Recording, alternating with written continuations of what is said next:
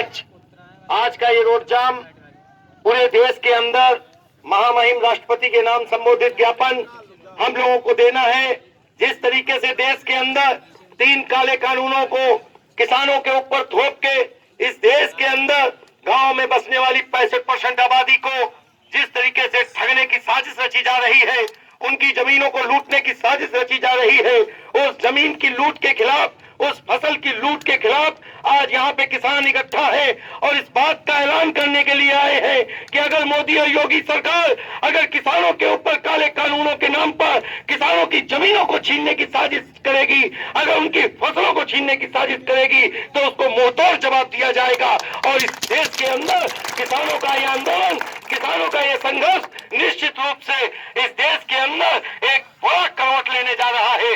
हम आपको बताना चाहते हैं, जिस तरीके से अडानी के दबाव में, क्योंकि अडानी ने जिस तरीके से कैथल के इलाके में 10 लाख मीट्रिक टन का सेलर हाउस बनाया है, जिन सेलर हाउस के अंदर 10-10 साल तक फसल का एक दाना नहीं खराब होगा, उसमें डाल करके देश के अंदर काला बाजारी को बढ़ावा देने के लिए, एक कृत्रिम महंगाई को पैदा करने के लिए इस देश के अंदर अडानी के दबाव में, अंबानी के दबाव में इन काले कानूनों को लाया गया है। आने वाले समय में किसानों की भूमधरी का अधिकार छीनने की साजिश रची जा रही है। आप जानते हैं गांव के अंदर आजकल नक्शा बनाने के नाम पर नाप हो रही है। ये नाप जानते हैं क्यों हो रही है? आने वाले समय में शहरों में जिस तरीके से टैक्स लिया जाता है मकान का, वैसे गांव के अंदर भी टैक्स लिया जाएगा, क्योंकि आपको गांव से भी बेदखल करना है। आपको आपकी जमीनों के ऊपर कॉन्ट्रैक्ट फार्मिंग और सस्ती फसल के नाम पर आपको अपनी जमीनों पे मजदूर बचाने की साजिश रची जा रही है। इसलिए हम आपसे कहना चाहते हैं, यह आंदोलन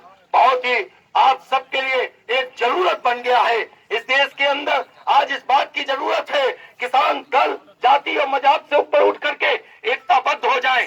आज हम देखते हैं एनजीटी के आपने आदेश किया, जब श्री श्री रविशंकर प्रसाद का दिल्ली के अंदर यमुना नदी के किनारे उनका आश्रम के नाम पे प्रवचन चल रहा था, तो लाखों पेड़ वहां पे काट डाले गए, हजारों पेड़ काट डाले गए। सड़क बनाने के नाम पर हजारों लाखों पेड़ इस देश के अंदर काटे जाते हैं। यहाँ पे भट्टे चलते हैं, यहाँ पर आपके धान मिल चलते हैं, चीनी मिलें चल रही हैं, लेकिन इनके प्रदूषण को नहीं देखा जाता है।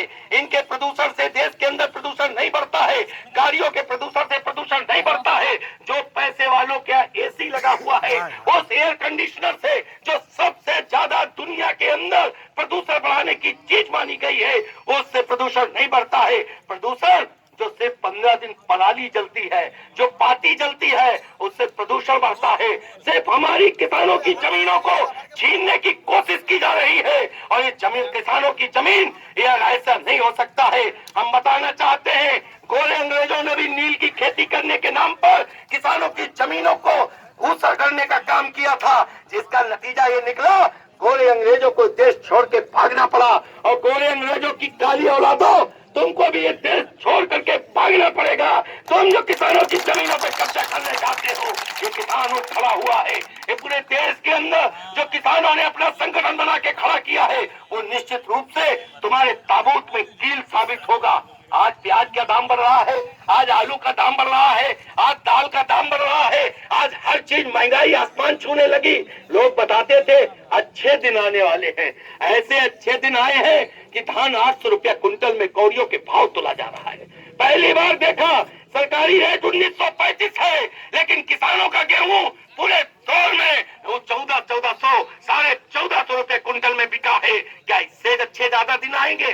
जब देश के अंदर रेल से लेकर के आपका अड्डे बिकने लगे, रेलवे स्टेशन बिकने लगे, जो 70-72 साल में देश ने बनाया था, आज उसे मोदी जी बैठ के बेच रहे हैं और कहते हैं मैं सपूत हूँ। अरे तुम देश के सपूत नहीं हो, तुम देश के वो कपूत हो जो देश के अपने घर का सारा माल बेच करके अपनी अय्यासी में उड़ाता है। उसी तरीके का तुम्हारा काम है, तुम्हारी सरकार है, और हम ये बात कहने के लिए आए हैं।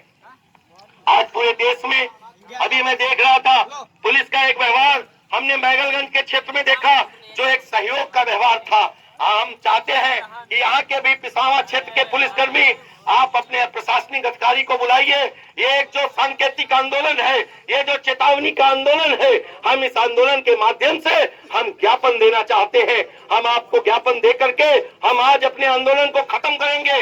लेकिन किसान भाइयों, ये आंदोलन समाप्त नहीं होने जा रहा है, ये इस आंदोलन की शुरुआत होने जा रही है।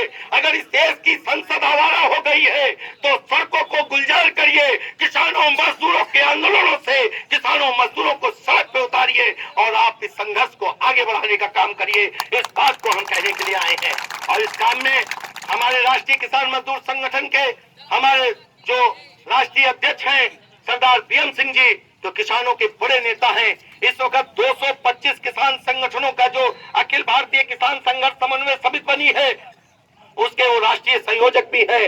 और इस देश के अंदर किसान आंदोलनों की बड़ी हस्तियां इस आंदोलन के साथ जुड़ी हुई हैं। सबने अपने मतभेद, सबने अपने झगड़े, सबने पदों की लड़ाई छोड़ करके किसानों के आंदोलन को आगे बढ़ाने के लिए कौन आगे रहेगा, कौन बड़ा रहेगा, किसका नाम जाएगा, किसका काम नहीं जाएगा, इससे कोई मतलब नहीं है। आज से बात इसकी है कि किसानों के मुद्दे इन आंदोलनों में सबसे आगे रहेंगे और वही लड़ाई हमें इस देश में अपने संघर्ष में जीत दिला सकती है। इसी के साथ बहुत बहुत शुक्रिया, बहुत बहुत धन्यवाद। इंकलाब जिंदाबाद।